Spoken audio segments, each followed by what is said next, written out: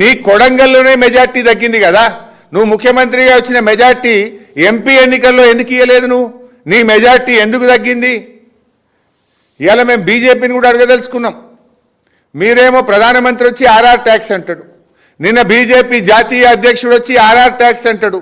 అనుడేగానే ఏమైనా శేషుడు ఉందా లేదా? స్కాముల మీద స్కాములు, మొత్తం స్కాములు బీఆర్ఎస్ పార్టీ బయట పెడుతుంటే ఎందుకు ఇవాళ కేంద్ర ప్రభుత్వం స్పందించడం లేదు? పొద్దుందాకా తిట్టుకుంటున్నారు, పొద్దుకి అలై బలై చేసుకుంటున్నారు.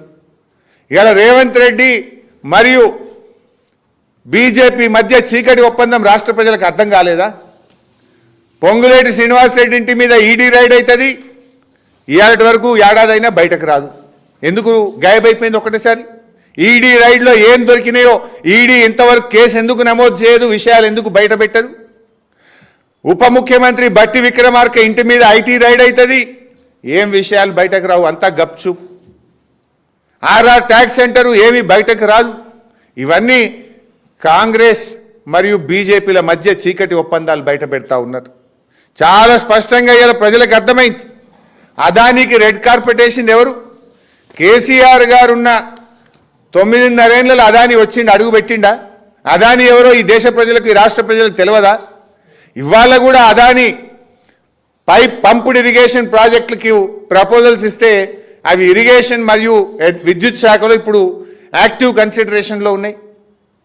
అదానికి రెడ్ కార్పెట్ వేసింది నువ్వు.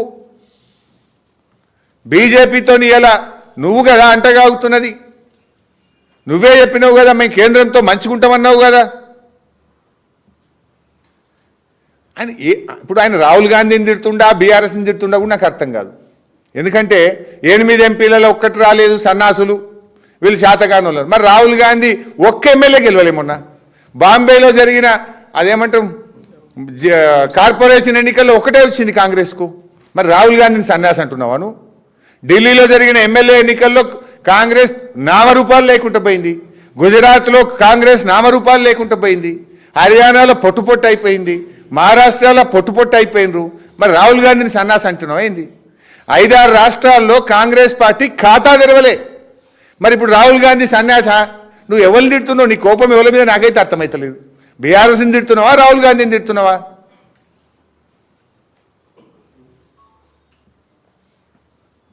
ఇప్పుడు రేవంత్ రెడ్డి ఏమైపోయిందంటే అరెస్ట్ చేస్తలేరు హరీష్ రావును, కేసీఆర్ అని మాట్లాడుతున్నావు. నీకేమైపోయిందంటే దొంగ బుద్ధి నీది. దొంగ నోట్లతోని పట్టబగలు దొరికిపోయి అరెస్ట్ అయ్యి జైల్లో పడ్డావు నువ్వు. నీకంటిన బురద అందరికి అంటాలని కోరుకుంటున్నావు. నేను పట్టబగలు దొరికిపోయి అరెస్ట్ అయిపోయినా వీళ్ళని కూడా ఏదన్నా కేసులు ఇరికియాలి, ఎన్ననన్నా అరెస్ట్ చేయాలి, నాకంటిన మలినం వీళ్ళకింత అంటియాలి అని తహతహలాడుతున్నావు నువ్వు. నీకు పాలన మీద లేదు. ఎంతసేపు పగ ప్రతీకారంతో నువ్వు ఈరోజు మాట్లాడుతూ ఉన్నావు. ఉద్యోగాల గురించి అదే పచ్చి అబద్ధం. నువ్వు 70,000 ఉద్యోగాలు ఇచ్చినావు. నువ్వు నోటిఫికేషన్ ఇచ్చినావు వాటికి? నువ్వు పరీక్ష పెట్టినావా వాటికి? రిజల్ట్ ఇచ్చినావా నువ్వు వాటికి? ఫిజికల్ టెస్ట్ చేసినావా నువ్వు వాటికి? వెనకటికి ఎవడో వంట వండి వడ్డించే సమయానికి వచ్చి గంట తిప్పి నేనే వండినా అన్నాడట. అట్లున్నది నువ్వు ఉద్యోగాలు ఇచ్చిన సంగతి. ఏమైనా నీ 2 లక్షల ఉద్యోగాలు? మొదటి ఏడాదే 2 లక్షల ఉద్యోగాలు ఇస్తానని నువ్వు నీ రాహుల్ గాంధీ పోయి అశోక్ నగర్ సెంట్రల్ లైబ్రరీ మెట్ల మీద కూర్చున్న ఇచ్చిన మాట ఏంది అని అడుగుతా ఉన్నా. కేసీఆర్ గారు నోటిఫికేషన్ ఇచ్చి పరీక్ష పెట్టి ఫలితాలు ఇచ్చిన వాటి కాయిదాలు పంచి నేను ఇచ్చిన అంటే నిరుద్యోగ యువకులు నమ్మడానికి సిద్ధంగా లేరు. నీ నిరుద్యోగ భృతేమైంది? అన్ని అబద్ధాలే మాట్లాడండి. కరీంనగర్లో రైతు భరోసా ఇచ్చిన అంటాడు, 2 సార్లు ఎగబెట్టినాను ఎందుకో చెప్పవైతివి. బోనస్ ఇచ్చిన అంటివి, పోయిన యాసంగి ఎగబెట్టినాను ఎందుకో చెప్పవైతివి. ఎగబెట్టినావు కదా. 4,000 పింఛన్ ఇస్తా అని మోసం చేసినా అని ఎందుకో చెప్పకపోతివి. ఇప్పుడు కాళేశ్వరం మీద కూడా తప్పుడు కూతలు కూసిండు. పార్లమెంట్లో మొన్న ఎకనామిక్ సర్వే రిపోర్ట్ ఏం చెప్పింది? మిషన్ కాకతీయ వల్ల, కాళేశ్వరం వల్ల తెలంగాణ రైస్ బౌల్ అయింది, అద్భుతమైన పంటలు పండినాయి అని చెప్పిండ్రు. ఇప్పుడు రా సిద్దిపేట పోదాంపా, కాలువలలో నీళ్లు వాడతలేవా? వేల లక్షల ఎకరాల్లో కాళేశ్వరం కింద పంటలు సాగైతలేవా? చూద్దాంపా. ఎప్పుడు వస్తావోరా? చూపిస్తుందా? అవి కాళేశ్వరం నీళ్ళు కాకపోతే ఏం నీళ్ళు అవి? లక్షల ఎకరాల్లో పంటలేదా పంట అక్కడ? ఇలా అన్ని అబద్ధాలు. ముఖ్యంగా ఈయనట బాగా చెమటోడ్చి రక్తం మొత్తం ఇక కష్టపడ్డాడట, ప్రాజెక్టులు కట్టిండట, దేశంలో అత్యధిక వరి పంట పండుతుంది అంటుండు. నువ్వు కొత్తగా చెప్పేది ఏం లేదు.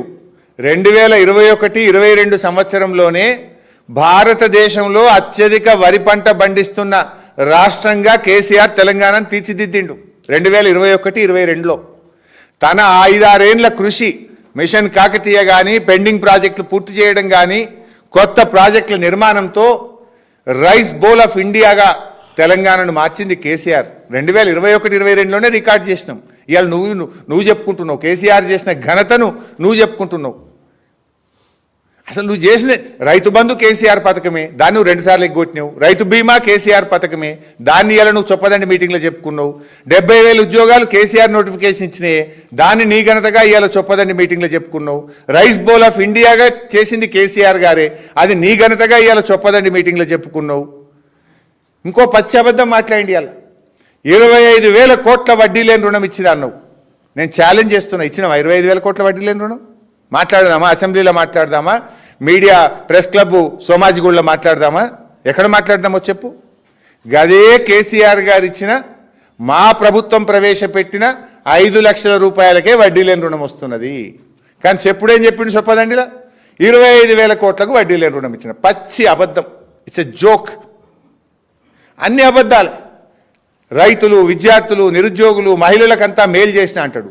రైతులకు రైతు బంధు ఎగ్గొట్టినావు, బోనస్ ఎగ్గొట్టినావు, పంటల బీమా ఎగ్గొట్టినావు, రుణమాఫీ ఎగ్గొట్టి రైతులు మోసం చేసినావు. విద్యార్థులు 2.5 ఏళ్లలో ₹1 ఫీజు రియంబర్స్మెంట్ ఇవ్వకుండా కేసీఆర్ గారు 19,500 కోట్లు ఫీజు రియంబర్స్మెంట్ ఇచ్చి పిల్లల్ని, ఎస్సీ ఎస్టీ బీసీ పిల్లల్ని చదివిస్తే 2.5 ఏళ్లలో ₹2 ఇవ్వకుండా పిల్లల్ని ఆగం చేసినావు.